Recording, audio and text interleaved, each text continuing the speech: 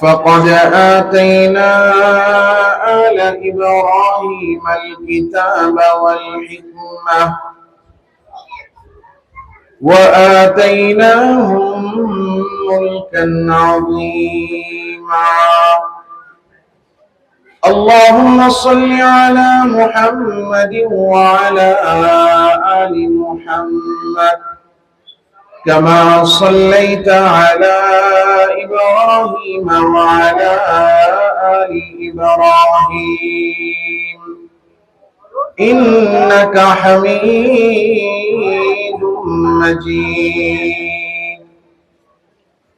اللهم بارك على محمد وعلى آل محمد كما باركت على إبراهيم وعلى آل إبراهيم إنك حميد مجيد. سبحانك لا علم لنا إلا ما علمتنا إنك أنت العليم الحكيم. صدق الله مولانا العظيم. بارك الله لنا ولكم في القرآن العظيم ونفعنا وإياكم بالآيات والذكر الحكيم. সমস্ত প্রশংসা একমাত্র আল্লাহ সুবহানাহু ওয়া তাআলার জন্য, যে মহিয়ান গরিয়ান সর্বশক্তিমান দয়ালু দাতা মেহেরবান রব্বুল আলামিন মাওলাল করিম আল্লাহ সুবহানাহু ওয়া তাআলা আমাকে আপনাকে মাদ্রাসাতুর রাহমাহ আল আরবিয়া টঙ্গী এর হাফেজ ছাত্রদের পাগড়ি প্রদান উপলক্ষে আয়োজিত আজকের প্রথম বার্ষিক ওয়াজ ও দোয়ার মাহফিলের এই প্যান্ডেলে উলামায়ে কেরামের সোহবতে, দ্বীনের নিসবতে, কোরআনের মহাব্বতে দিনই কিছু কথা বলা ও শোনার জন্য আল্লাহ আমাদেরকে আসার ও বসার তৌফিক দিয়েছেন। এজন্য প্রত্যেককে অন্তরের অন্তঃস্থল থেকে আল্লাহ তাআলার দরবারে কৃতজ্ঞ হয়ে কৃতজ্ঞতা আদায় করে কালিমাতুশ শুকর পাঠ করে আওয়াজ করে জোরে শুনে প্রত্যেকেই বলি আলহামদুলিল্লাহ। আল্লাহ সুবহানাহু ওয়া তাআলা আমাদেরকে এই দুনিয়াতে পাঠিয়েছেন। জোরে বলবেন, কে পাঠিয়েছেন? যারা আমরা স্টেজে আছি, মেহেরবানি করে খুব মন দিয়ে কথাগুলো শুনবো এবং পাশাপাশি যদি আমি কোনো প্রশ্ন করি আমার প্রশ্নের জবাব দিব, পারবেন তো ইনশাআল্লাহ? আর আশেপাশে যারা আছেন, ভাইয়েরা দাঁড়িয়ে আছেন, যদি সম্ভব হয় একটু কষ্ট করে সামনে এসে বসে যাবেন। এই পৃথিবীতে আমি আপনি আমরা যত মানুষ আছি প্রত্যেকে আমরা সুখ আর শান্তি চাই। চাই কি চাই না? পৃথিবীর প্রত্যেকটা মানুষ সুখ এবং শান্তি চায়। সুখ শান্তি সবাই চাচ্ছে, কিন্তু সবাই সুখ শান্তি পায় না। চাওয়ার পরেও সুখ শান্তি পাওয়ার স্তর হলো তিনটা। সুখ শান্তি পাওয়ার স্তর কয়টা? এক নাম্বার হলো পরিপূর্ণ সুখ। পৃথিবীর কোন মানুষ পরিপূর্ণ সুখ পায় না, কারণ এই পৃথিবী পরিপূর্ণ সুখের জায়গা। পৃথিবী পরিপূর্ণ সুখের জায়গা না, এই জন্য পৃথিবীতে কোন মানুষই পরিপূর্ণ সুখ পায় না। পরিপূর্ণ সুখের জায়গা এই দুনিয়া না, পরিপূর্ণ সুখের জায়গা হলো জান্নাত। এজন্য যতদিন পর্যন্ত জান্নাতে যেতে না পারবো ততদিন পর্যন্ত পরিপূর্ণ সুখ পাওয়া যাবে না। এজন্য পৃথিবীর একজন মানুষও পরিপূর্ণ সুখে নাই। কোনো না কোনো একটা সমস্যা, একটা না একটা অশান্তি, একটা না একটা সমস্যা মানুষের জীবনে আছে। কথা ঠিক না ঠিক? কারণ দুনিয়াকে আল্লাহ পরিপূর্ণ সুখের জায়গা বানান নাই, এই জন্য পরিপূর্ণ সুখ কেউই পায় না। এটা হলো প্রথম স্তর, যে পরিপূর্ণ সুখে কেউ নেই। দুই নাম্বার হলো যে কিছু সুখ পাচ্ছে, কিছু সুখ পাচ্ছে না। এটা কারা? এটা হলো যে আল্লাহ সুখের জন্য আসবাব বানাইছেন। যেমন টাকার একটা সুখ আছে না নাই? কথা বলেন। ক্ষমতা, এটার একটা সুখ আছে না নাই? ভাই একটু মেহরবানি করে এই যে স্টেজের এখানে আর এই যে পিছনে একজন একটু ওই বাচ্চাদের এই খেলা লাফালাফি এটা বন্ধ করতে হবে। বাচ্চারা বসে যাবে, নড়াচড়া কমিয়ে ফেলবে, একদম পরিবেশটা শান্ত করতে হবে। কথা কি বানানো কথা না কোরআনের কথা? মজলিসটা কি দুনিয়াবি কোন মজলিস না কোরআনের মজলিস? কোরআনের কথা যেখানে হয় আল্লাহ তাআলা রাব্বুল আলামিন নিজে আদেশ করছেন, ওয়া ইযা কুরিআল কুরআন, কোরআন যখন পড়া হয়, কোরআনের কথা বলা হয়, ফাসতামিউ লাহু ওয়া আনসিতু, এক নাম্বার শর্ত চুপ থাকো। শুধু চুপই থাকবে না, মনোযোগ দিয়ে কথাগুলো শুনতে হবে। এজন্য যারা যাতায়াত করবেন আস্তে ধীরে চলে যাবেন, বাচ্চাদেরকে একটু থামায় রাখবেন, আর আমরা যারা আছি মন দিয়ে কথাটা শুনবো ইনশাআল্লাহ। তাহলে এক নাম্বার স্তর হলো পরিপূর্ণ সুখ, এটাতে কেউ দুনিয়াতে নাই। দুই নাম্বার হলো যে মানুষ কিছু সুখ পাচ্ছে, কিছু সুখ পাচ্ছে না। সেটা কেমন? সেটা হলো সুখের যে আসবাব গুলো আছে, এই আসবাব গুলোর মধ্যে যেই আসবাব আমার কাছে আছে আমি ওই আসবাবের সুখ পাই, যেই আসবাব নাই সেই আসবাবের সুখ পাই। টাকা একটা আসবাব, যার কাছে আছে সে টাকার সুখ পাচ্ছে, যার কাছে নাই সে টাকার সুখ পাচ্ছে না। বাড়ি যারা আছে সে বাড়ির সুখ পাচ্ছে, যার বাড়ি নাই সে বাড়ির সুখ পাচ্ছে না। ক্ষমতা যারা আছে সে ক্ষমতার সুখ পাচ্ছে, যার ক্ষমতা নাই সে ক্ষমতার সুখ পাচ্ছে না। বিবি যার আছে সে বিবির সুখ পাচ্ছে, যার বিবি নাই তার কাছে বিবির সুখও নাই। তাহলে সুখ পাই আমরা কতটুকু? সুখের আসবাব আছে যতটুকু। সুখ পাই কতটুকু? সুখের আসবাব আছে যতটুকু। এটা হলো সুখ পাওয়ার দ্বিতীয় স্তর, যে যতটুকু আসবাব আছে সেই আসবাবের সুখ পাচ্ছি, যেই আসবাব নাই সেই আসবাবের সুখ পাই না। টাকা আছে, টাকার সুখ পাচ্ছি, কিন্তু সুস্থতা নাই, সুতরাং সুস্থতার সুখ পাচ্ছি না। ক্ষমতা আছে, ক্ষমতার সুখ পাচ্ছি, কিন্তু বিবি নাই, বিবির সুখ পাচ্ছি না।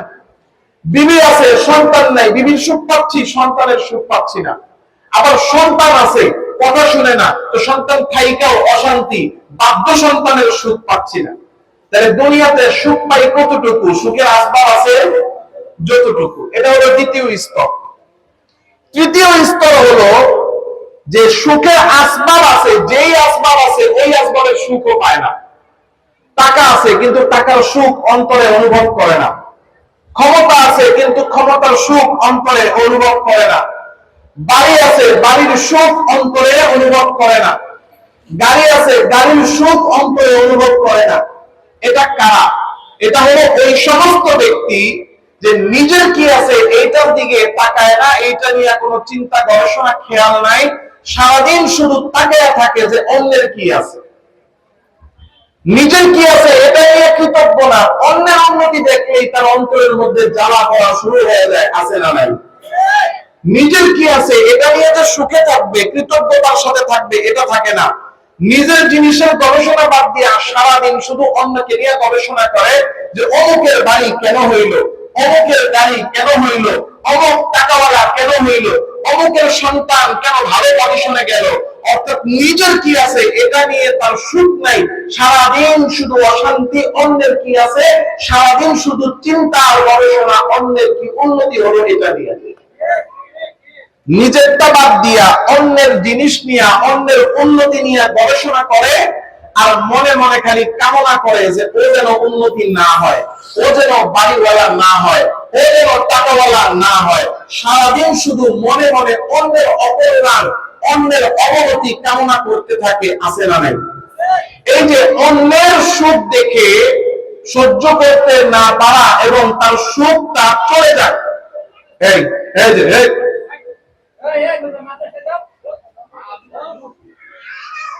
যাও যাও যাও যাও,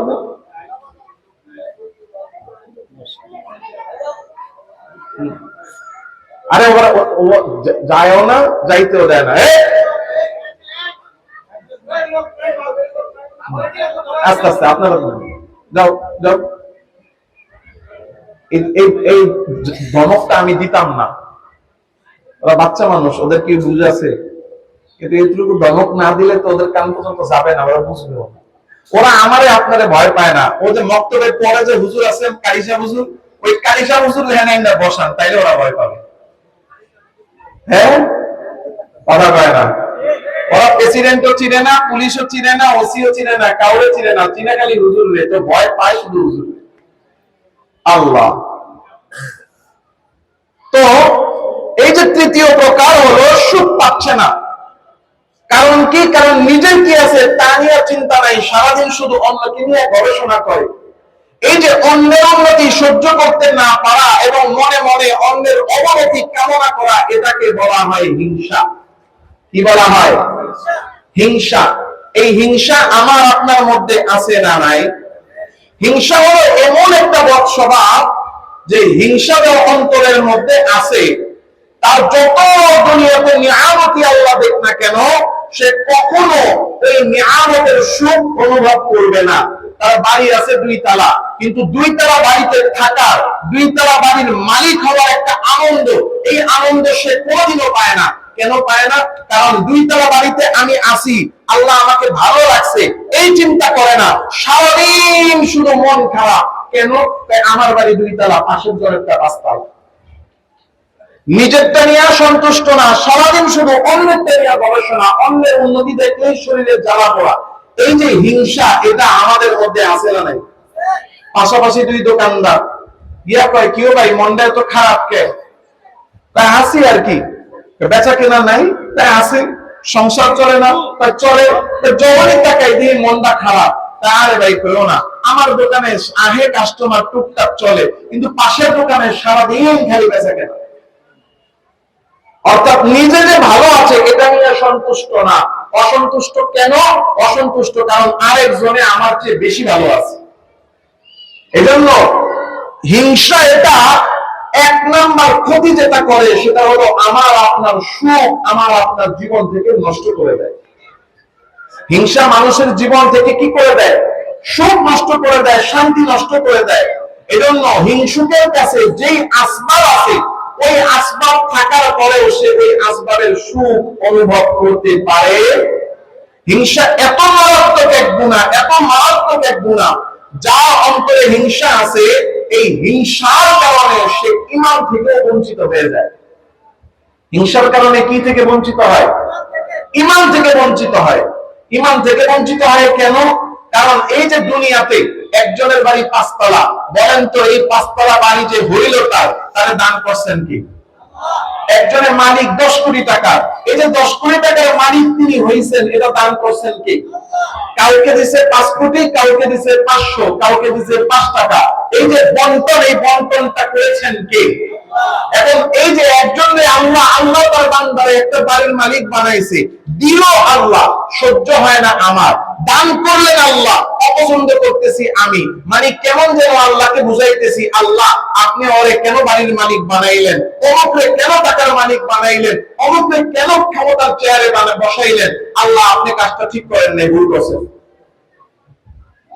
ঠিক তো? নাউজুবিল্লাহ বললেন না?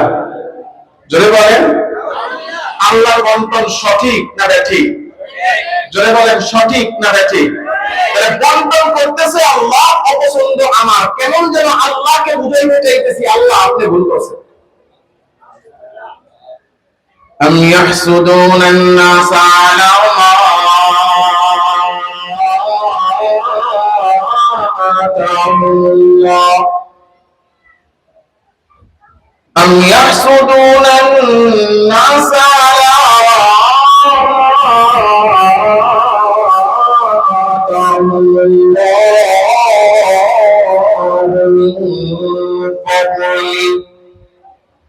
মালিক ডাক দিয়া বলেন, তোমরা যে একজন আরেকজনকে হিংসা করো, হিংসা করো, বান্দাকে নিয়ামত দিয়ে আমি অপছন্দ করো। তুমি নিয়ামত বান্দাকে দেয় তার রব আল্লাহ।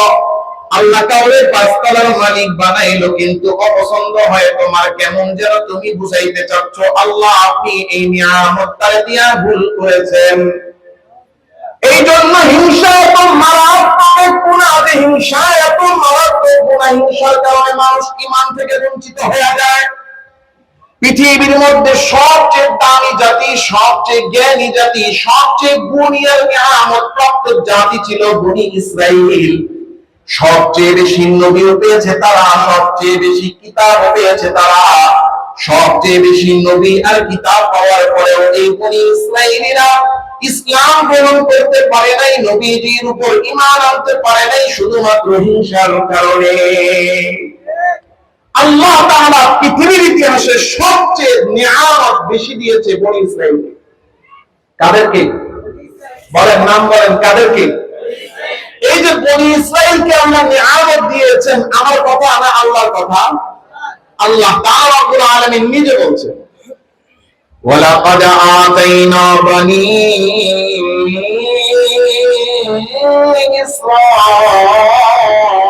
ইসরাঈলাল কিতাবা ওয়াল হুকমা ওয়ান নুবুওয়া ورزقناهم من الطيبات وفضلناهم على العالمين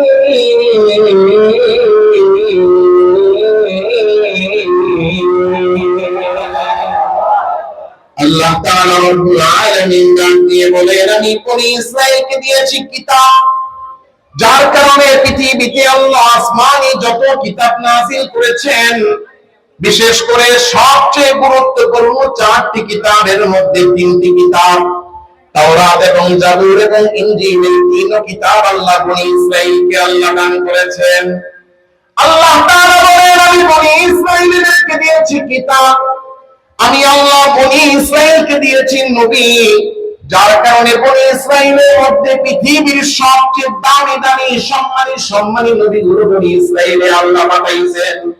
আল্লাহ তাআলার সাথে কথা বলেছেন কালিমুল্লাহ হযরত মূসাকে আল্লাহ বনি ইসরাঈলের মধ্যে নবী বানায়া পাঠাইছেন। পৃথিবীর মধ্যে সবচেয়ে সুন্দর ছিলেন হযরত ইউসুফ আলাইহিস সালাতু ওয়াস সালাম। এই সবচেয়ে সুন্দর নবী, সবচেয়ে সুন্দর মানুষ এই ইউসুফকেও আল্লাহ বনি ইসরাঈলের নবী হিসেবে পাঠাইছেন। পৃথিবীর সবচেয়ে ক্ষমতাধর নবী ছিলেন পয়গম্বর সুলাইমান। সবচেয়ে ক্ষমতাধর বাদশা আল্লাহ এই বনি ইসরাঈলে পাঠাইছেন। এই পৃথিবীর মধ্যে আল্লাহ বাবা ছাড়া যে নবীকে পাঠাইছেন ঈসা আল্লাহ, ওই ঈসা আলাইহিস সালামকে আল্লাহ বনি ইসরাঈলের মধ্যে পাঠাইছেন। আমার আল্লাহ বলেন যে আমি আল্লাহ এই বনি ইসরাঈলীদেরকে দিয়েছি কিতাব, তাদেরকে দিয়েছি আমি আল্লাহ নবী, তাদেরকে দিয়েছি আমি আল্লাহ তাআলা ক্ষমতা, যার কারণে পৃথিবীর সবচেয়ে ক্ষমতাধর বাদশা যিনি বনি ইসরাঈল থেকে ছিলেন তিনি হযরত সুলাইমান আলাইহিস সালাম। বনি ইসরাঈলের বাদশা কেমন ক্ষমতাধর বাদশা ছিলেন, শুধু মানুষেরই না বরং জিনদের বাদশা আল্লাহ হযরত সুলাইমানকে বানায়া দিয়েছেন। মানুষের বাদশা, জিনদের বাদশা না না না না, শুধু মানুষ আর জিন না, বরং বনের মধ্যে যে পশু আছে, আকাশে যে পাখি ঘুরে, এই পশু পাখির বাদশা সুলাইমানকে বানাইছেন কে? হয় নাই অবস্থা, জোরে বলেন কে? পশু পাখি আর জিন ইনসান না, বরং যেই জিনিসের মধ্যে জান নাই, এই যে প্রবাহমান বাতাস, এই বাতাসের বাদশা আল্লাহ হযরত সুলাইমানকে বানায়া দিয়েছেন। যার কারণে সুলাইমান আলাইহিস সালাম যদি বলতেন বাতাস প্রবাহিত হও, তো বাতাস প্রবাহিত হইতো। যদি তিনি বলতেন বাতাস বন্ধ হয়ে যাও, সুলাইমান বলার সাথে সাথে বাতাস বন্ধ হয়ে যেত। এই সব নিয়ামত এই বনি ইসরাঈলের বংশের মধ্যে দান করেছেন কে?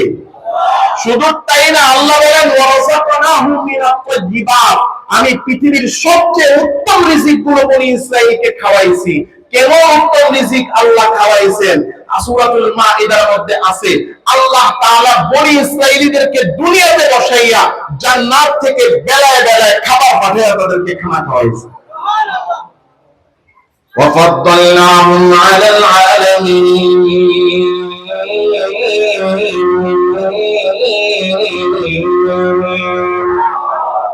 আল্লাহ বলেন এত নিয়ামত দিয়ে সারা পৃথিবীর মধ্যে তাদেরকে সবচেয়ে দামি বানাইছি।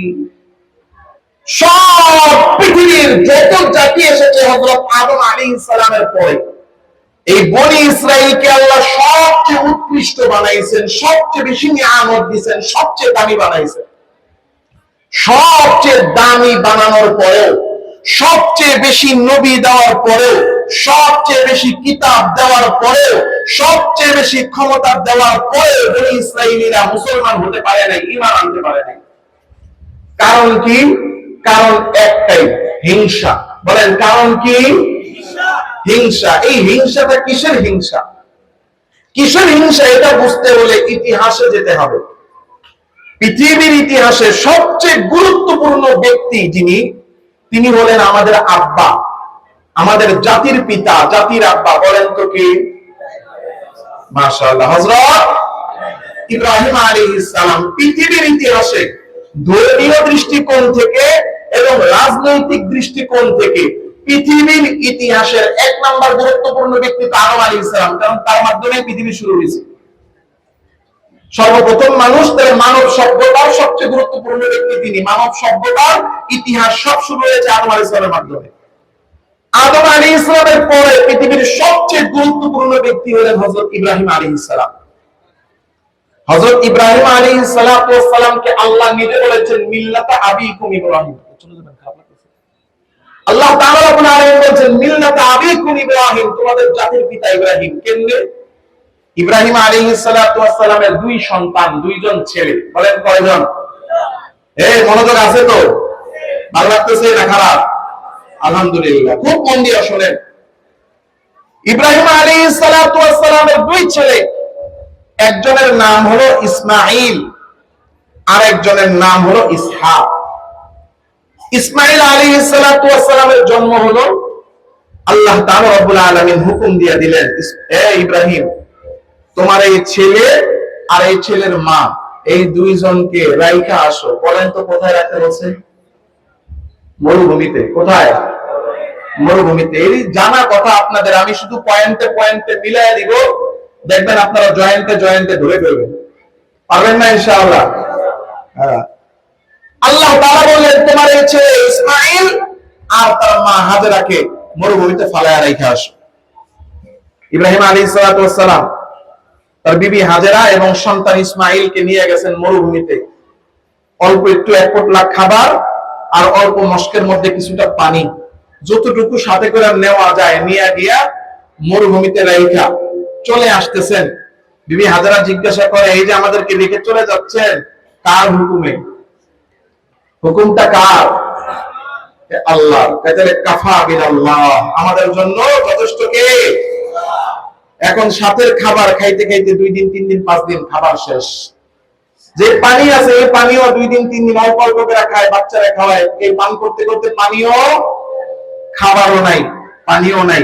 মা তো বড়, ক্ষুধা সহ্য কিছুটা করতে পারে, ওই ছোট্ট বাচ্চা সে কি ক্ষুধার পিপাসা সহ্য করতে পারে?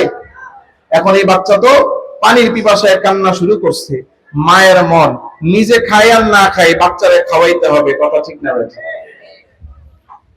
মা হাজেরা পানির খোঁজে দৌড় দেওয়া শুরু করলেন, কিন্তু দৌড়ে যাবেন কোথায়? ডাইনে তাকিয়ে দেখেন ধুধু বালু মরুভূমি, বায়ো তাকিয়ে দেখেন ধুধু বালু কণার মরুভূমি। আরে হায়, পানি কোথায় পাবো? পানি নাই, পানির কোনো অস্তিত্ব নাই। পানির খোঁজ নেওয়ার জন্য তাকিয়ে দেখেন পাশেই 2টা বড় বড় উঁচু উঁচু পাহাড় দেখা যায়। একটা পাহাড়ের নাম হলো সাফা আর একটা পাহাড়ের নাম হলো মারওয়া। মা হাজেরা পানির খোঁজে শিশু ইসমাঈলকে মরুভূমির মধ্যে বসে রাখা একবার সাফা পাহাড়ের উপরে উঠে তাকিয়ে দেখে কোথাও পানি দেখা যায় কিনা। কিছুক্ষণ তাকিয়ে দেখে না, কোথাও পানি দেখা যায় না। সাফা পাহাড় থেকে নেমে মারওয়া পাহাড়ের উপরে উঠে যায়, চতুর্দিকে তাকিয়ে দেখে পানি দেখা যায় কিনা। দেখে না, না, কোথাও পানির কোনো অস্তিত্ব নাই। এইভাবে 1টা 2টা করে 7টা চক্কর হয়ে গেছে। পাহাড়ে উঠে পাহাড় থেকে নামে আর তাকায়া তাকায়া ছোট্ট শিশু তার সন্তান ইসমাঈলকে দেখে। 7 চক্কর হওয়ার পরে হঠাৎ করে দেখে যে শিশু ইসমাঈল এতক্ষণ কান্না করতেছিল, হঠাৎ করে তার কান্না বন্ধ হয়ে গেছে। আয় হায়, শিশু ইসমাঈল তো এখন খেলা শুরু করে দিছে। ভালো করে লক্ষ্য করে দেখে যে মরুভূমির মধ্যে তপ্ত রৌদ্র ছিল, কিন্তু রৌদ্র তো ইসমাঈলের গায়ে লাগে না। আকাশ থেকে একটা মেঘ এসে তার ছায়া দেয়, আর ইসমাঈল তার পা যেখানে ফালায় সেখান থেকেই 12 ফুটের পানি বের হয়ে যায়। ওই ইসমাঈলের পায়ের তলা থেকে পানির ঝর্ণা আর কুয়া বানায়া বের করে দিলেন কে? ওই যে পায়ের নিচ থেকে কুয়া বের হলো, বলেন তো কুয়াটার নাম কি? জানেননি? নাম বলেন। তাহলে মরুভূমির মধ্যে কুয়া বের হইল জমজম। ওই জায়গায় কিছুদিন পরে আল্লাহর হুকুম ইব্রাহিম আলাইহিস সালাম ফেরত আইসা দেখেন যে আমার স্ত্রীও বেঁচে আছে, সুস্থ আছে, সন্তানও ঠিকঠাক আছে। আল্লাহ হুকুম করলেন, ইব্রাহিম এই যে কুয়াটার পাশে ওই জায়গাটার মধ্যে তুমি আমার ঘর নির্মাণ করো। সেই জায়গায় পুনরায় ঘর নির্মাণ করলেন। বলেন তো ঘরটার নাম কি? কাবাঘর। সবই তো আপনারা জানেন। ওই যে বলছি না যে আমি বলবো পয়েন্টে পয়েন্টে, আপনারা বুঝে ফেলবেন জয়েন্টে জয়েন্ট। এবার জানা কথা না সব? হ্যাঁ। এখন এই জায়গায় কি কোনো শহর ছিল আগে? এখন কাবাঘরও হয়েছে, জমজমের কুয়া হয়েছে, এখন মানুষ বসবাস করা শুরু করলো। বসবাস করতে করতে এখানে একটা শহর তৈরি হলো। এবার বলেন তো শহরটার নাম কি? কি শহর? মক্কা শহর তৈরি হয়ে গেল। এই যে ইব্রাহিম আলাইহিস সালামের এক সন্তান ইসমাইল, তিনি এই মক্কা শহরকে আবাদ করলেন, মানে তৈরি করলেন। মক্কা শহরটা তার হাতে গড়ে উঠলো। ওঠার পরে এই ইসমাইল আলাইহিস সালাতু ওয়াস সালাম দুনিয়া থেকে চলে গেলেন। এই বংশে আল্লাহ আর কোন নবী পাঠান নাই। নবী না আসার কারণে এই এলাকার মানুষেরা, এই মক্কা নগরীর মানুষেরা আস্তে আস্তে ইসলামের দাওয়াত ভুলে গেল, আল্লাহর কথা ভুলে গেল, আল্লাহকে ভুলে পূজা শুরু করলো। মূর্তি পূজা করতে করতে অবস্থাটা এমন হলো যে তারা কাবা ঘরের 360টা মূর্তি ঢুকায় ফেলছে। আরেক সন্তান, তার নাম হলো হযরত ইসহাক আলাইহিস সালাম। ইব্রাহিম আলাইহিস সালামের কয় ছেলে? মক্কা নগরী আবাদ করছে কে? ইসমাইল। তাহলে আরেকটা ছেলে আছে না, ইসহাক আলাইহিস সালাম, তিনিও নবী। তার সন্তান হলেন ইয়াকুব আলাইহিস সালাম, তিনিও এই সামনে দাঁড়ায় রয়েছে। যাও যাও যাও যাও, চুপচাপ বসে যাও। হ্যাঁ, আল্লাহ। এই যে ইয়াকুব আলাইহিস সালাম, তিনিও কি ইসহাক আলাইহিস সালামের ছেলে। ইয়াকুব তিনি কি নবী। এই ইয়াকুব আলাইহিস সালামের আরেকটা নাম ছিল, ওনার নাম ইয়াকুব, আবার ওনার আরেকটা নাম ছিল ইসরাইল। ইয়াকুব আলাইহিস সালামের আরেকটা নাম কি? ইসরাইল। এই ইয়াকুব আলাইহিস সালাম, ইসরাইল আলাইহিস সালামের মোট 12 জন ছেলে। কয়জন? এই 12 জন ছেলের মধ্যে আবার একজন নবী আছে, যিনি পৃথিবীর সবচেয়ে সুন্দর মানুষ ছিলেন। বলতে পারবেন নবীর নাম কি? এই যে ইয়াকুব আলাইহিস সালামের 12 জন ছেলে, ইসরাইল আলাইহিস সালামের 12 জন ছেলে, তাদেরকে বলা হতো বনি ইসরাইল। এই 12 জন সন্তানকে কি বলা হয়? বনি ইসরাইল। তাদের যত বংশধর সবাইকে বলা হয় বনি ইসরাইল, মানে ইসরাইলের বংশধর। তাহলে এবার বুঝতে পারতেছেন যে ইব্রাহিম আলাইহিস সালামের 2 সন্তান, এক সন্তানের বংশে কোন নবী নাই। আরেক সন্তান ইসহাক, তার ছেলে ইয়াকুব নবী, তার ছেলে ইউসুফ নবী। সুবহানাল্লাহ বলবেন না? এখন এই বনি ইসরাইলের বংশের মধ্যে আল্লাহ একটার পর একজনের পর একজন, একজনের পর একজন জলিল কদর নবী পাঠানো শুরু করলেন। এই বংশে আসলেন পয়গম্বর হযরত দাউদ আলাইহিস সালাম।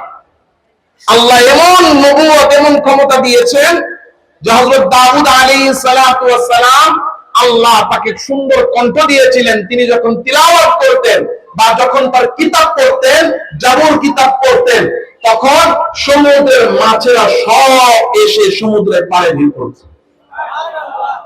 এমন ক্ষমতা হযরত দাউদকে দিয়েছিলেন যে হযরত দাউদ আলাইহিস সালামের হাত দিয়া একটা লোহাকে ধরতেন, লোহাটাকে ধরার সাথে সাথে এই লোহাটা একেবারে নরম হয়ে যাইতো। তিনি হাত দিয়া লোহাটাকে ধইরা যদি শুধু তরবারি বানাইতে চাইতেন, লোহাটা তরবারি হয়ে যাইতো। তিনি যদি চাইতেন এটা দিয়ে হাতুড়ি বানাবে, হাতুড়ি হয়ে যাইতো। সুবহানাল্লাহ বলবেন না? এই বংশের মধ্যে, বনি ইসরাইলের মধ্যে আল্লাহ নবী পাঠাইলেন কাকে? হযরত মুসা আলাইহিস সালামকে, যিনি দুনিয়াতে থাকা অবস্থায় আল্লাহর সাথে তুর পাহাড়ে যায় কথা বলছে। কথা বলার কারণে তার উপাধি হয়ে গেছে কালিমুল্লাহ। এই বংশের মধ্যে, এই বনি ইসরাইলের মধ্যে আল্লাহ নবী পাঠিয়েছেন বাবা ছাড়া হযরত ঈসা আলাইহিস সালামকে, যাকে বলা হয় রূহুল্লাহ।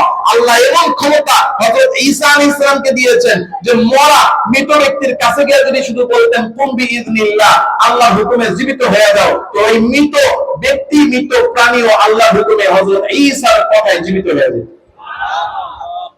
এত এত নবী এবং সব দামি দামি কিতাব, জবুর, তাওরাত, ইনজিল, এবং পৃথিবীর সবচেয়ে ক্ষমতাধর বাদশা, সব নিয়ামত গুলো আবার কেমন নিয়ামত দিয়েছেন যে দুনিয়াতে বলছে রান্না বান্না করতে ভালো লাগে না, তাহলে কি করবা? জান্নাতি খাবার, আল্লাহ জান্নাত থেকে খাবার খাওয়ানো শুরু করছে। তাহলে এত নিয়ামত এত নবী এত কিতাব আল্লাহ দিয়েছেন এই বংশের মধ্যে। নবী পাইতে পাইতে পাইতে পাইতে নবী পাইতে পাইতে নিয়ামত পাইতে পাইতে তাদের অবস্থাটা এমন হয়ে গেছে যে তারা যখন তাওরাত পড়তো, ইনজিল পড়তো, তো এই তাওরাত আর ইনজিলের মধ্যে গিয়া পড়তো যে শেষ জামানায় একজন নবী আসবেন, যেই নবী হবেন সবচেয়ে সম্মানিত নবী। তিনি শুধু নবী হবেন না, তিনি এমন নবী হবেন যে সমস্ত নবীদের ইমাম হবেন। তিনি এমন সম্মানিত নবী হবেন যে তিনি শুধু নবী না, তিনি রহমাতুল লিল আলামিন হবেন। তিনি নবী হবেন এমন নবী যে শুধু নবী না, হাসরের ময়দানে তিনি সুপারিশ করার আগ পর্যন্ত আল্লাহ বিচারই শুরু করবেন না। তিনি নবী হবেন এত দামি নবী যে আল্লাহ তাকে এত সম্মান দিবেন, তিনি জান্নাতে ঢোকার আগ পর্যন্ত অন্য কোন মানুষ তো দূরের কথা, অন্য কোন নবী জান্নাতে ঢুকতে পারবে না। তাওরাত আর ইনজিলে বনি ইসরাইলের লোকেরা পড়তো যে শেষ জামানায় এত দামি একটা নবী আসবে, আর তারা মনে মনে কামনা করত যেহেতু আমাদের বংশ তো শুধু নবীর বংশ, আল্লাহ এই বনি ইসরাইলের মধ্যে একজনের পর একজন যত ফজিলতওয়ালা নবী, যত ফজিলতওয়ালা কিতাব সব আমাদের বনি ইসরাইলের দিছে, তাইলে এই শেষ নবীও আমাদের বংশেই আসবে। এটা মনে মনে কামনা করত কারা? বনি ইসরাইল। বলেন কারা? বনি ইসরাইলেরা চাইতো। যে একটা কথা আছে না আমাদের দেশে, বাপের তালুত। হ্যাঁ, বাপের তালুত, যে পাইতে পাইতে অবস্থা এরকম যে সব আমরাই পাবো। কথা বল না কেন? হ্যাঁ, দেখেন না বোর্ড হইছে, কেমন বোর্ড? চুরি তো করছে, চুরির মধ্যে এমন চুরি আছে যে এই চুরিটার মধ্যে একটু লজ্জা থাকে, লজ্জাও নাই। 300 আসন 300ই আমরা লমু, যে মানুষকে বুঝানোর জন্য যে ফেয়ার নির্বাচন হয়েছে, যে 50টা ছাড়মু, এই 50টা তো দূরের কথা, 5টাও ছাড়তাম। কথা বল না কেন? বাপের তালুত পাইছে। কিসের তালুত? বাপের তালুত। আল্লাহ নিয়ামত দিছে, আল্লাহ দেওয়া নিয়ামত পাইতে পাইতে তাদের মনোভাবটা এমন যে এই শেষ নবী এটাও আমরা পাবো, এটাও আমরা অন্য কাউকে দিবে না। কিন্তু আল্লাহ তাআলা রব্বুল আলামিন শত শত নবী বনি ইসরাইলকে দিলেন, আর এইদিকে ইসমাইল আলাইহিস সালামের পরে 1000 বছর পার হয়ে গেছে, এইদিকে বনি ইসমাইলের বংশধরে কোন নবী আসে নাই।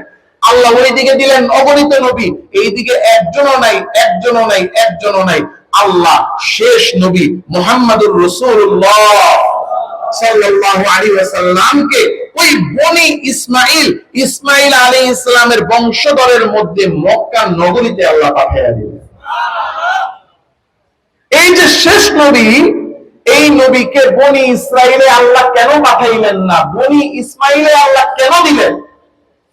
আমরা না পাইয়া বনি ইসমাইল কেন শেষ নবীকে পাইলো, আমরা কেন পাইলাম না? শুধুমাত্র এই একটা কারণে, এই বনি ইসরাইলীরা চিন্ত মুহাম্মদ সত্য নবী, চিনার পরেও তারা নবীর উপরে ঈমান আনে নাই। কিসের কারণে? ওরা কয় না কিসের কারণে? তারা যে চিন্ত মুহাম্মদ সত্য নবী, আসলে কি তারা চিন্ত? কথা কয় না। চিন্ত নাকি চিন্ত না? এখন প্রশ্ন আসে না, চিন্ত কি চিন্ত না? এটার একটা প্রমাণের দরকার আছে না? প্রথম প্রমাণ হলো আল্লাহ তাআলা রব্বুল আলামিন কোরআনে কারীমে বলতেছেন, আল্লাযীনা আতাইনাহুমুল কিতাবা ইয়ারিফুনাহু কামা ইয়ারিফুনা আবনাআহুম।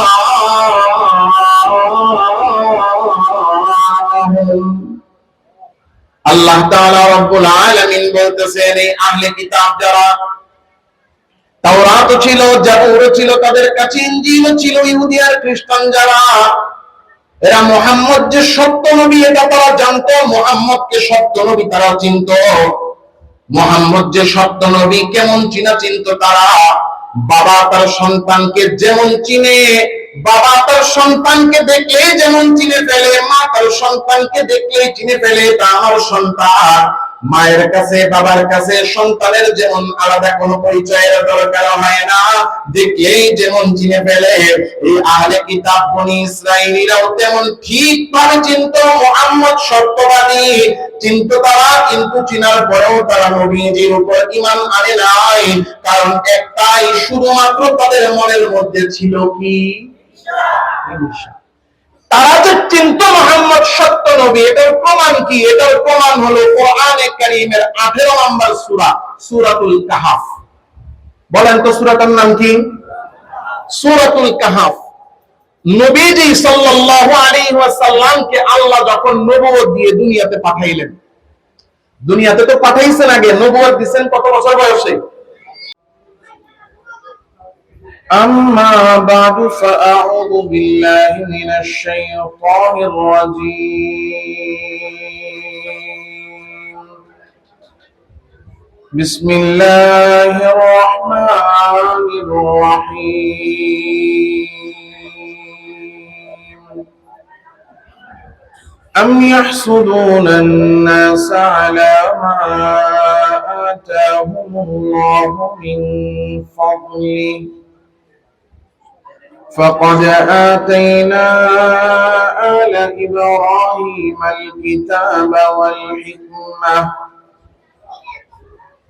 وآتيناهم ملكا عظيما. اللهم صل على محمد وعلى آل محمد كما صليت على إبراهيم وعلى آل إبراهيم إنك حميد مجيد.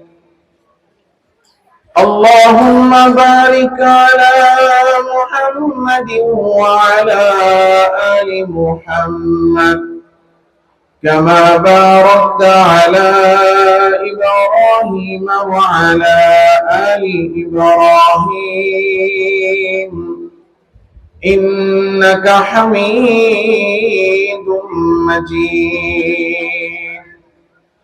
سبحانك لا علم لنا إلا ما علمتنا إنك أنت العليم الحكيم. صدق الله مولانا العظيم. بارك الله لنا ولكم في القرآن العظيم ونفعنا وإياكم بالآيات والذكر الحكيم. সমস্ত প্রশংসা একমাত্র আল্লাহ সুবহানাহু ওয়া তাআলার জন্য, যে মহিয়ান গরিয়ান সর্বশক্তিমান দয়ালু দাতা মেহেরবান রব্বুল আলামিন মাওলাল করিম আল্লাহ সুবহানাহু ওয়া তাআলা আমাকে আপনাকে মাদ্রাসাতুর রহমাহ আল আরবিয়া টঙ্গী এর হাফেজ ছাত্রদের পাগড়ি প্রদান উপলক্ষে আয়োজিত আজকের প্রথম বার্ষিক ওয়াজ ও দোয়ার মাহফিলের এই প্যান্ডেলে উলামায়ে কেরামের সোহবতে, দ্বীনের নিসবতে, কোরআনের মহব্বতে দিনই কিছু কথা বলা ও শোনার জন্য আল্লাহ আমাদেরকে আসার বসার তৌফিক দিয়েছেন। এই জন্য প্রত্যেকে অন্তরের অন্তঃস্থল থেকে আল্লাহ তাআলার দরবারে কৃতজ্ঞ হয়ে কৃতজ্ঞতা আদায় করে কালিমাতুশ শুকর পাঠ করে আওয়াজ করে জোরে শুনে প্রত্যেকেই বলি আলহামদুলিল্লাহ। আল্লাহ সুবহানাহু ওয়া তাআলা আমাদেরকে এই দুনিয়াতে পাঠিয়েছেন, জোরে বলবেন কে পাঠিয়েছেন? যারা আমরা স্টেজে আছি, মেহেরবানি করে খুব মন দিয়ে কথাগুলো শুনবো এবং পাশাপাশি যদি আমি কোনো প্রশ্ন করি আমার প্রশ্নের জবাব দিব, পারবেন তো ইনশাআল্লাহ? আর আশেপাশে যারা আছেন, ভাইয়েরা দাঁড়িয়ে আছেন, যদি সম্ভব হয় একটু কষ্ট করে সামনে এসে বসে যাবেন। এই পৃথিবীতে আমি আপনি আমরা যত মানুষ আছি প্রত্যেকে আমরা সুখ আর শান্তি চাই, চাই কি চাই না? পৃথিবীর প্রত্যেকটা মানুষ সুখ এবং শান্তি চায়। সুখ শান্তি সবাই চাচ্ছে, কিন্তু সবাই সুখ শান্তি পায় না। চাওয়ার পরেও সুখ শান্তি পাওয়ার স্তর হলো তিনটা। সুখ শান্তি পাওয়ার স্তর কয়টা? এক নাম্বার হলো পরিপূর্ণ সুখ। পৃথিবীর কোন মানুষ পরিপূর্ণ সুখ পায় না, কারণ এই পৃথিবী পরিপূর্ণ সুখের জায়গা, পৃথিবী পরিপূর্ণ সুখের জায়গা না। এই জন্য পৃথিবীতে কোন মানুষই পরিপূর্ণ সুখ পায় না। পরিপূর্ণ সুখের জায়গা এই দুনিয়া না, পরিপূর্ণ সুখের জায়গা হলো জান্নাত। এজন্য যতদিন পর্যন্ত জান্নাতে যেতে না পারবো ততদিন পর্যন্ত পরিপূর্ণ সুখ পাওয়া যাবে না। এজন্য পৃথিবীর একজন মানুষও পরিপূর্ণ সুখে নাই। কোনো না কোনো একটা সমস্যা, একটা না একটা অশান্তি, একটা না একটা সমস্যা মানুষের জীবনে আছে। কথা ঠিক না ভাই? ঠিক। কারণ দুনিয়াকে আল্লাহ পরিপূর্ণ সুখের জায়গা বানান নাই, এই জন্য পরিপূর্ণ সুখ কেউই পায় না। এটা হলো প্রথম স্তর, যে পরিপূর্ণ সুখে কেউ নেই। 2 নাম্বার হলো যে কিছু সুখ পাচ্ছে, কিছু সুখ পাচ্ছে না। এটা কারা? এটা হলো যে আল্লাহ সুখের জন্য আসবাব বানাইছেন। যেমন টাকার একটা সুখ আছে না নাই? কথা বলেন। ক্ষমতা, এটার একটা সুখ আছে না নাই? ভাই একটু মেহরবানি করে এই যে স্টেজের এখানে আর এই যে পিছনে একজন একটু ওই বাচ্চাদের এই খেলা লাফালাফি এটা বন্ধ করতে হবে। বাচ্চারা বসে যাবে, নড়াচড়া কমিয়ে ফেলবে, একদম পরিবেশটা শান্ত করতে হবে। কথা কি বানানো কথা না কোরআনের কথা? মজলিসটা কি দুনিয়াবি কোন মজলিস না কোরআনের মজলিস? কোরআনের কথা যেখানে হয়, আল্লাহ তাআলা রব্বুল আলামিন নিজে আদেশ করছেন, ওয়া ইযা কুরিআল কুরআন, কোরআন যখন পড়া হয়, কোরআনের কথা বলা হয়, ফাসতামিউ লাহু ওয়া আনসিতু। 1 নাম্বার শর্ত, চুপ থাকো। শুধু চুপই থাকবে না, মনোযোগ দিয়ে কথাগুলো শুনতে হবে। এজন্য যারা যাতায়াত করবেন আস্তে ধীরে চলে যাবেন, বাচ্চাদেরকে একটু থামায় রাখবেন, আর আমরা যারা আছি মন দিয়ে কথাটা শুনবো ইনশাআল্লাহ। তাহলে 1 নাম্বার স্তর হলো পরিপূর্ণ সুখ, এটাতে কেউ দুনিয়াতে নাই। 2 নাম্বার হলো যে মানুষ কিছু সুখ পাচ্ছে, কিছু সুখ পাচ্ছে না। সেটা কেমন? সেটা হলো সুখের যে আসবাবগুলো আছে, এই আসবাবগুলোর মধ্যে যেই আসবাব আমার কাছে আছে আমি ওই আসবাবের সুখ পাই, যেই আসবাব নাই সেই আসবাবের সুখ পাই। টাকা একটা আসবাব, যার কাছে আছে সে টাকার সুখ পাচ্ছে, যার কাছে নাই সে টাকার সুখ পাচ্ছে না। বাড়ি যারা আছে সে বাড়ির সুখ পাচ্ছে, যার বাড়ি নাই সে বাড়ির সুখ পাচ্ছে না। ক্ষমতা যার আছে সে ক্ষমতার সুখ পাচ্ছে, যার ক্ষমতা নাই সে ক্ষমতার সুখ পাচ্ছে না। বিবি যার আছে সে বিবির সুখ পাচ্ছে, যার বিবি নাই তার কাছে বিবির সুখও নাই। তাহলে সুখ পাই আমরা কতটুকু? সুখের আসবাব আছে যতটুকু। সুখ পাই কতটুকু? সুখের আসবাব আছে যতটুকু। এটা হলো সুখ পাওয়ার দ্বিতীয় স্তর, যে যতটুকু আসবাব আছে সেই আসবাবের সুখ পাচ্ছি, যেই আসবাব নাই সেই আসবাবের সুখ পাই না। টাকা আছে, টাকার সুখ পাচ্ছি, কিন্তু সুস্থতা নাই, সুতরাং সুস্থতার সুখ পাচ্ছি না। ক্ষমতা আছে, ক্ষমতার সুখ পাচ্ছি, কিন্তু বিবি নাই, বিবির সুখ পাচ্ছি না। বিবি আছে, সন্তান নাই, বিবির সুখ পাচ্ছি, সন্তানের সুখ পাচ্ছি না। আবার সন্তান আছে, কথা শুনে না, তো সন্তান থাইকাও অশান্তি, বাধ্য সন্তানের সুখ পাচ্ছি না।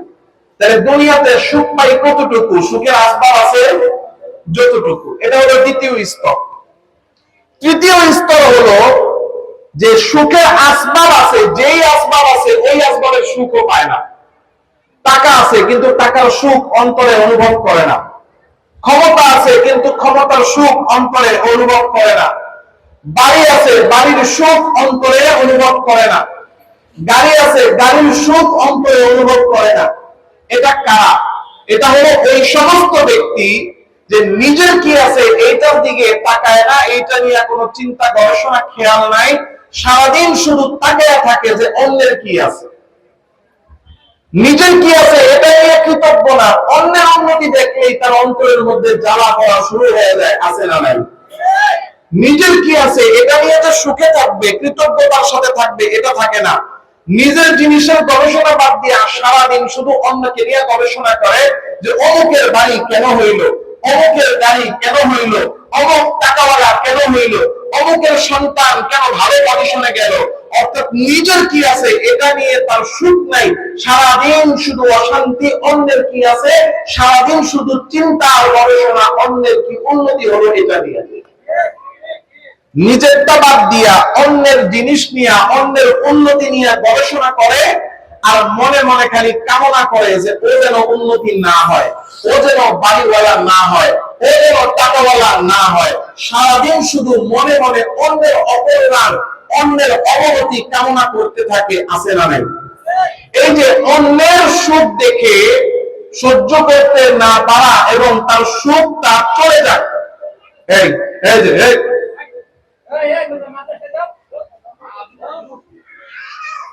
যাও যাও যাও যাও,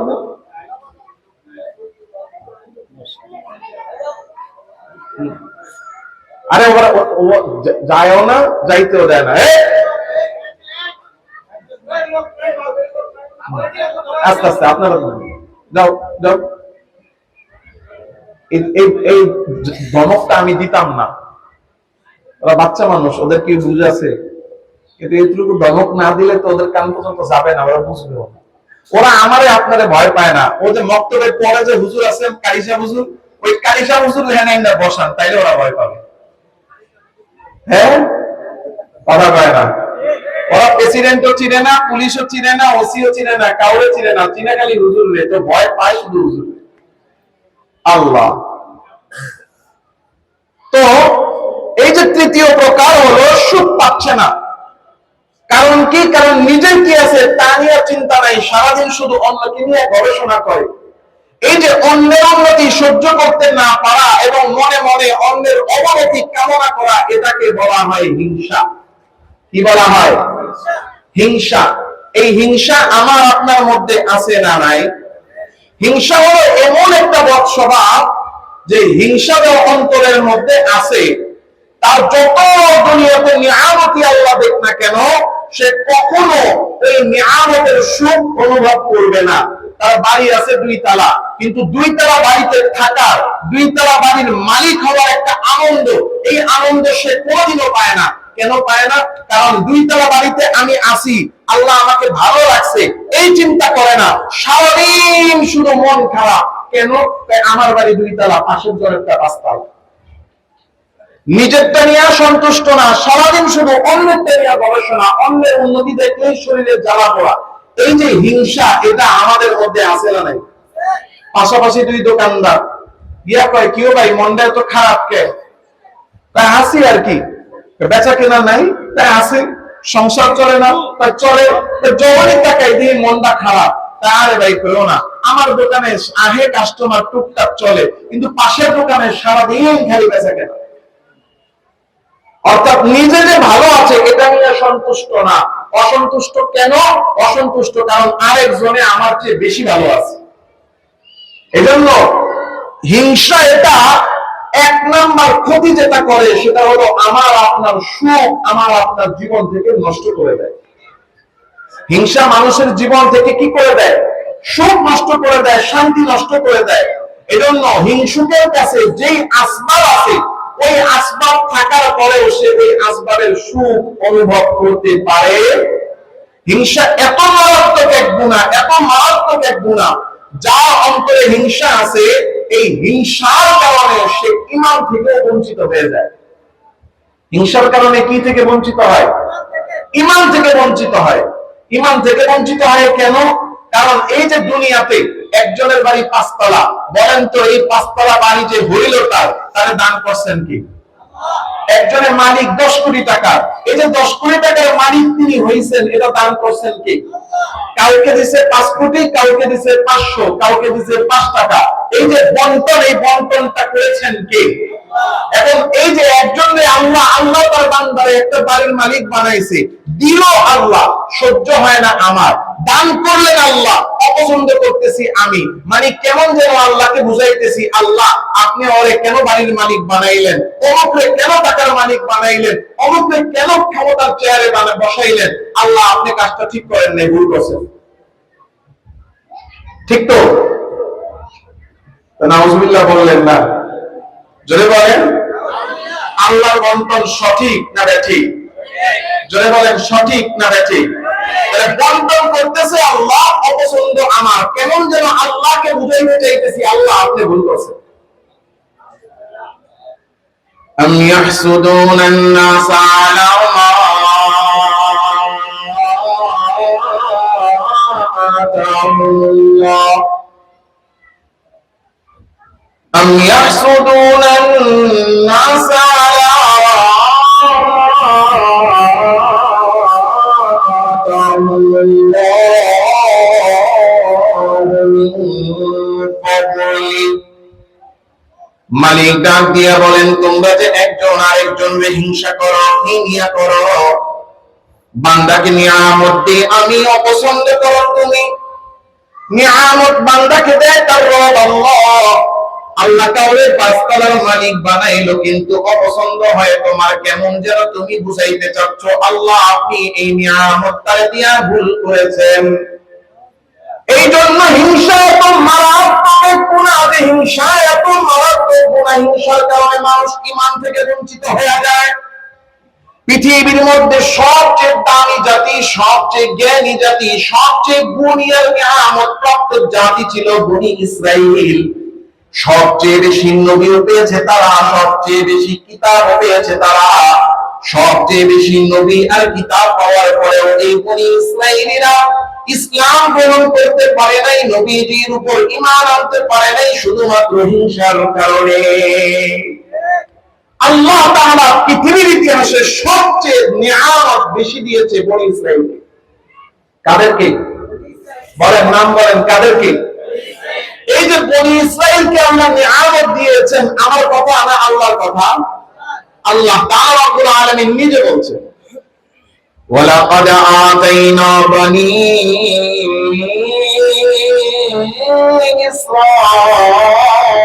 ইসরাঈলাল কিতাবা ওয়াল হুকমা ওয়ান নুবুওয়া ওয়ারাযাকনাহুম মিনাত তাইয়্যিবাত وفضلناهم على العالمين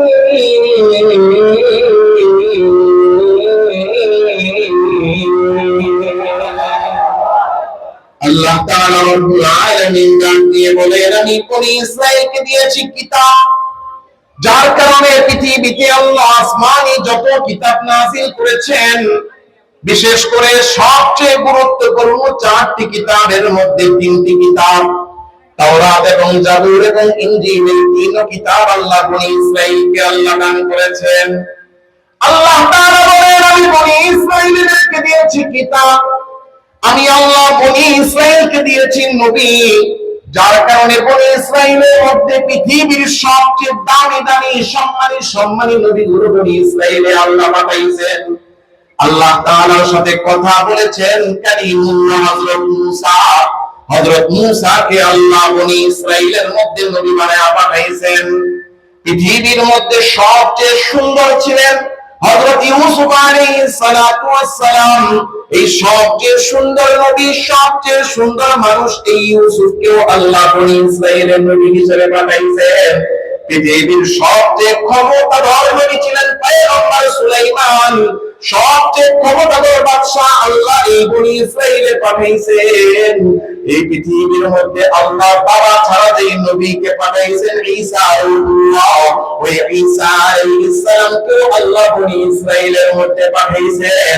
আমার আল্লাহ বলেন যে আমি আল্লাহ এই বনি ইসরাইলদেরকে দিয়েছি কিতাব, তাদেরকে দিয়েছি আমি আল্লাহ নবী, তাদেরকে দিয়েছি আমি আল্লাহ তাআলা ক্ষমতা, যার কারণে পৃথিবীর সবচেয়ে ক্ষমতাধর বাদশা যিনি বনি ইসরাইল থেকেও ছিলেন তিনি হযরত সুলাইমান আলাইহিস সালাম। বনি ইসরাইলের বাদশা কেমন ক্ষমতাধর বাদশা ছিলেন, শুধু মানুষেরই না বরং জিনদের বাদশা আল্লাহ হযরত সুলাইমানকে বানায়া দিয়েছেন।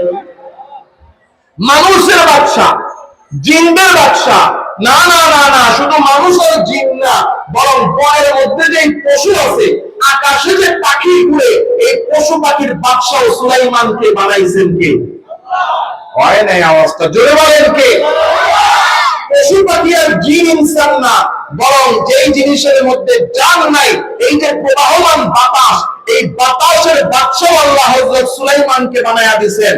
যার কারণে সুলাইমান আলাইহিস সালাম যদি বলতেন বাতাস প্রবাহিত হও, তো বাতাস প্রবাহিত হইতো। যদি তিনি বলতেন বাতাস বন্ধ হয়ে যাও, সুলাইমান বলার সাথে সাথে বাতাস বন্ধ হয়ে যাবে। এই সব নিয়ামত এই বনি ইসরাইলের বংশের মধ্যে দান করেছেন কে? শুধু তাই না, আল্লাহ বলেন ওয়ারাযাকনাহুম মিনাত তাইয়্যিবাত, আমি পৃথিবীর সবচেয়ে উত্তম রিজিক গুলো বনি ইসরাইলকে খাওয়াইছি। কেমন উত্তম রিজিক আল্লাহ খাওয়াইছেন? সূরাতুল মাইদার মধ্যে আছে, আল্লাহ তাআলা বনি ইসরাইলীদেরকে দুনিয়াতে বসাইয়া জান্নাত থেকে বেলায় বেলায় খাবার পাঠিয়ে তাদেরকে খানা খাওয়াইছে। সুবহানাল্লাহ। وفضلناهم على العالمين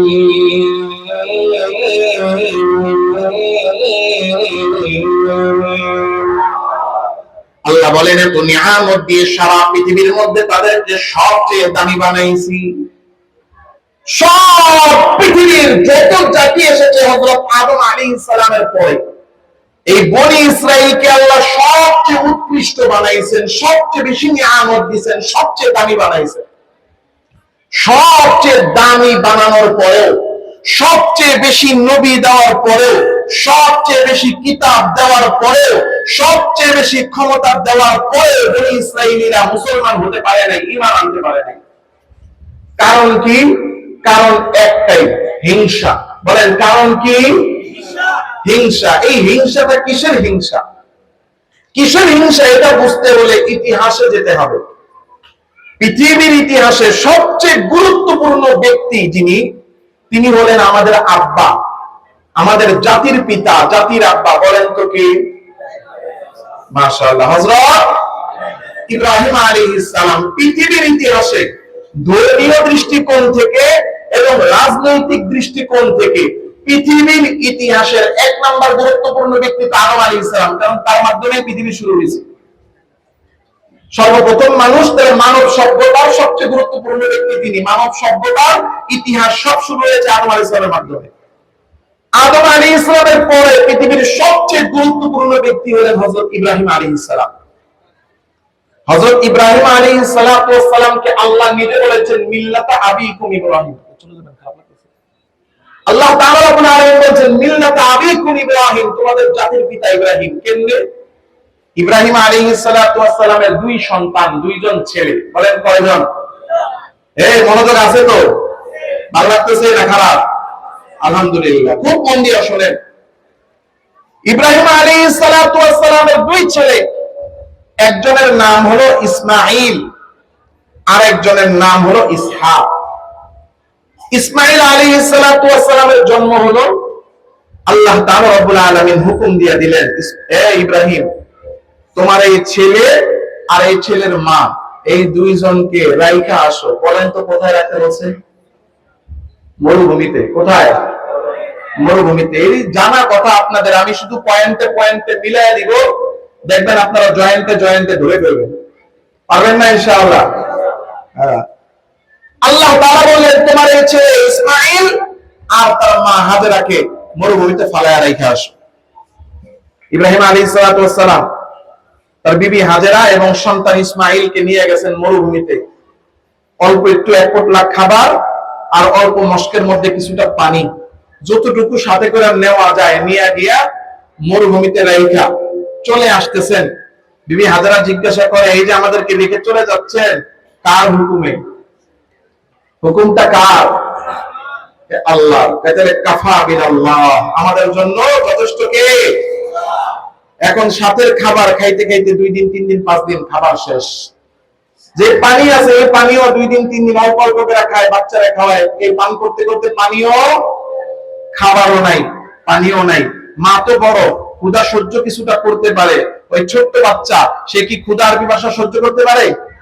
এখন এই বাচ্চা তো পানির পিপাসায় কান্না শুরু করছে। মায়ের মন, নিজে খায় আর না খায় বাচ্চারে খাওয়াইতে হবে। কথা ঠিক না? মা হাজেরা পানির খোঁজে দৌড় দেওয়া শুরু করলেন,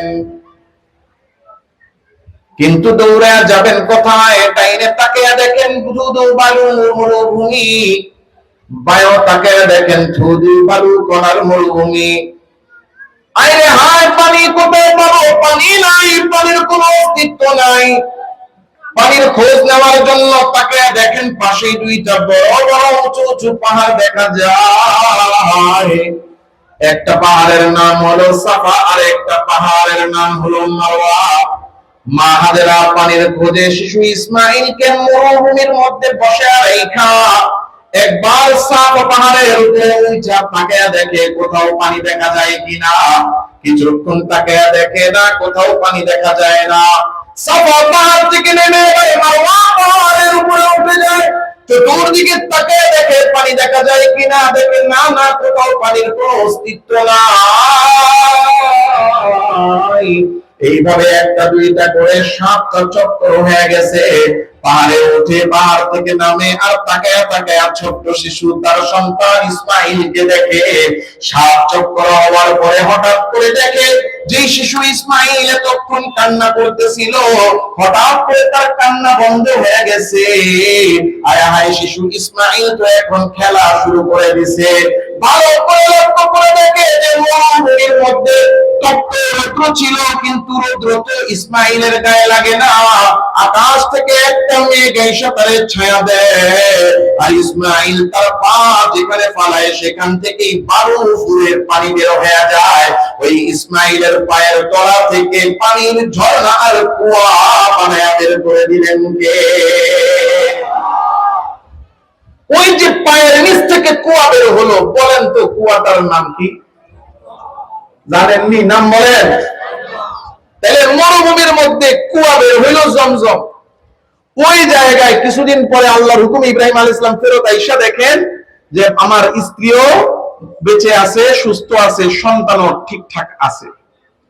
আল্লাহ হুকুম করলেন, ইব্রাহিম এই যে কুয়াটার পাশে ওই জায়গাটার মধ্যে তুমি আমার ঘর নির্মাণ করো।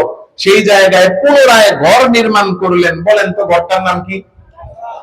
কাবাঘর। সবই তো আপনারা জানেন।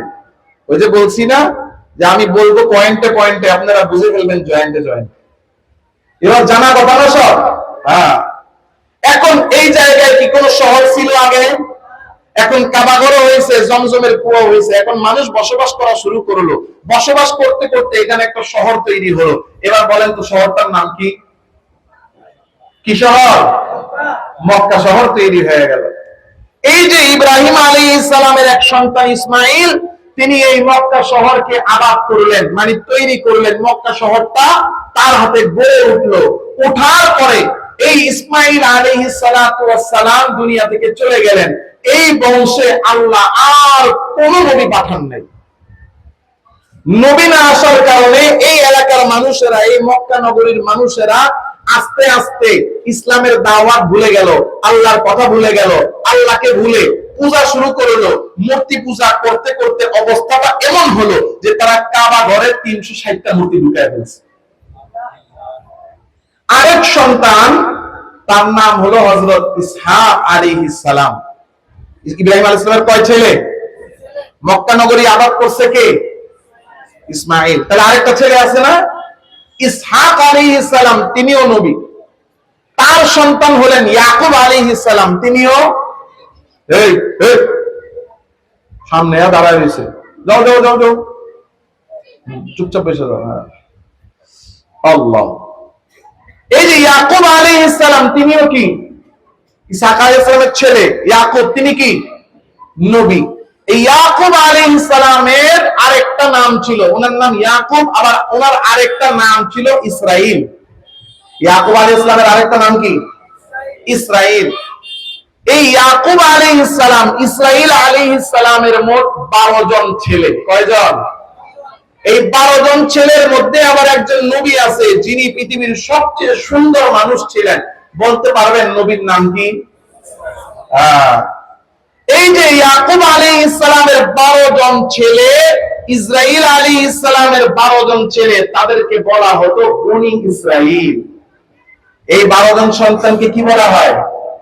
বনি ইসরাইল। তাদের যত বংশধর সবাইকে বলা হয় বনি ইসরাইল, মানে ইসরাইলের বংশধর। তাহলে এবার বুঝতে পারতেছেন যে ইব্রাহিম আলাইহিস সালামের 2 সন্তান, এক সন্তানের বংশে কোনো নবী নাই।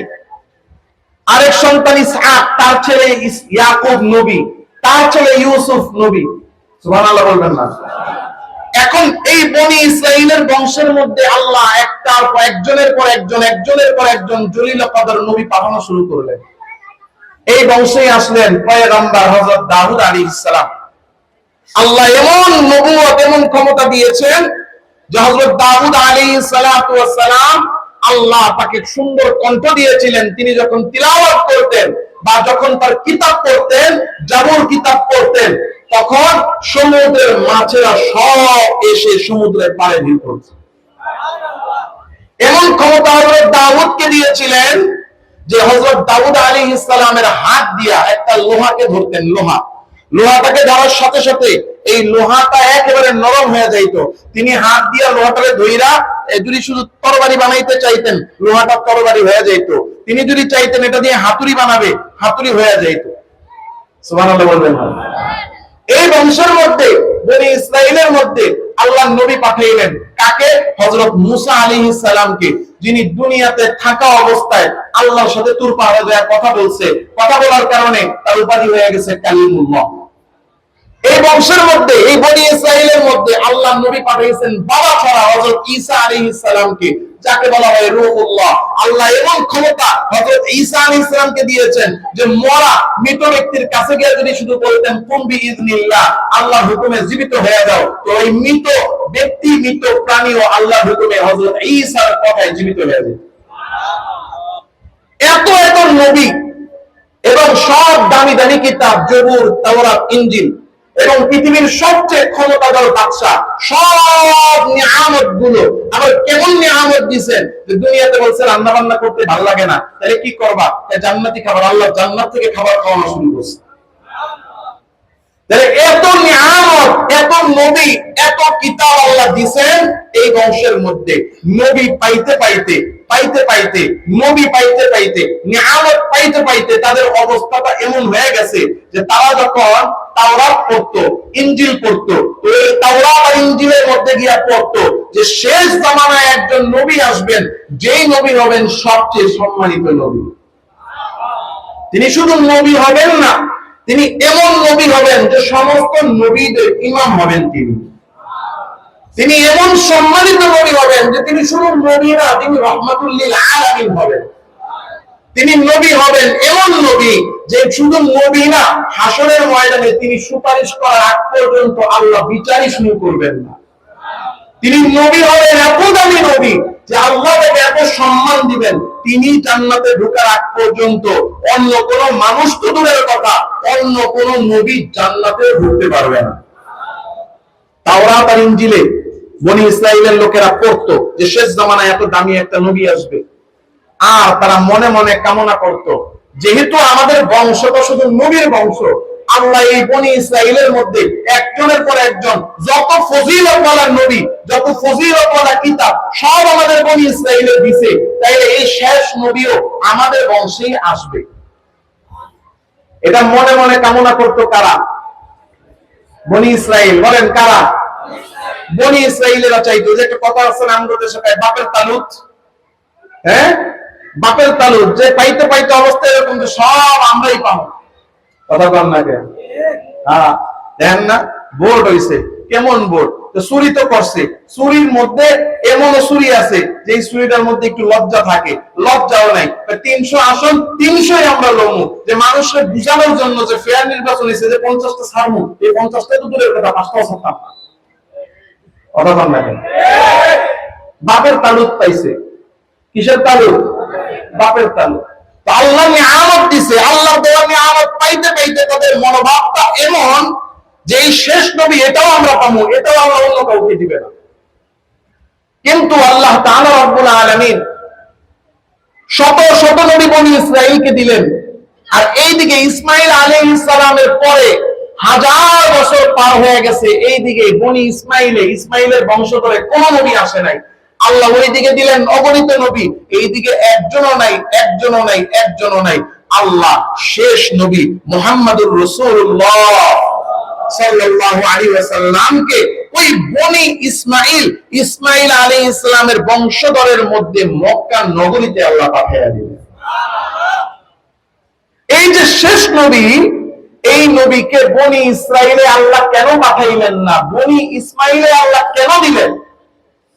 আমরা না পায়া বনি ইসমাইল কেন শেষ নবীকে পাইলো, আমরা কেন পাইলাম না? শুধুমাত্র এই একটা কারণে, এই বনি ইসরাইলীরা চিন্ত মুহাম্মদ সত্য নবী, চিনার পরেও তারা নবীর উপরে ঈমান আনে নাই।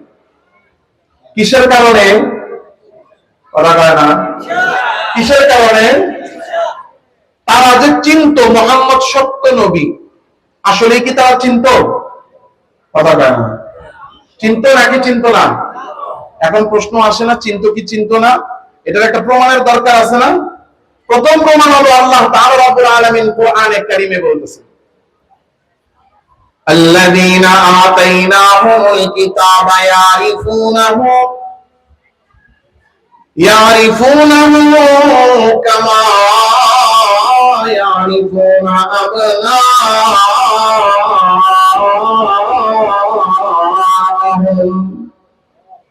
আল্লাহ তাআলা রব্বুল আলামিন বলতেছেন, এই আহলে কিতাব যারা, তাওরাত ছিল, জাবুর ছিল তাদের কাছে, ইনজিল ছিল, ইহুদি আর খ্রিস্টান যারা, এরা মুহাম্মদ যে সত্য নবী এটা তারা জানতো, মুহাম্মদকে সত্য নবী তারা চিনতো। মুহাম্মদ যে সত্য নবী কেমন চিনা চিনতো তারা? বাবা তার সন্তানকে যেমন চিনে, বাবা তার সন্তানকে দেখলেই যেমন চিনে ফেলে, মা তার সন্তানকে দেখলেই চিনে ফেলে তা আমার সন্তান। মায়ের কাছে বাবার কাছে সন্তানের যেমন আলাদা কোনো পরিচয়ের দরকার হয় না, দেখলেই যেমন চিনে ফেলে, এই আহলে কিতাব বনি ইসরাঈলীরাও তেমন ঠিকভাবে চিনতো মুহাম্মদ সত্যবাদী, চিনতো তারা, কিন্তু চিনার পরেও তারা নবীজির উপর ঈমান আনে নাই। কারণ একটাই, শুধুমাত্র তাদের মনের মধ্যে ছিল কি? তারা যে চিনতো মুহাম্মদ সত্য নবী, এটার প্রমাণ কি? এটার প্রমাণ হলো কোরআনে কারীমের 18 নম্বর সূরা, সূরাতুল কাহফ। বলেন তো সূরাটার নাম কি? সূরাতুল কাহফ। নবীজি সাল্লাল্লাহু আলাইহি ওয়াসাল্লামকে আল্লাহ যখন নবুয়ত দিয়ে দুনিয়াতে পাঠাইলেন, দুনিয়াতে তো পাঠাইছেন, আগে নবুয়ত দিবেন কত বছর বয়সে?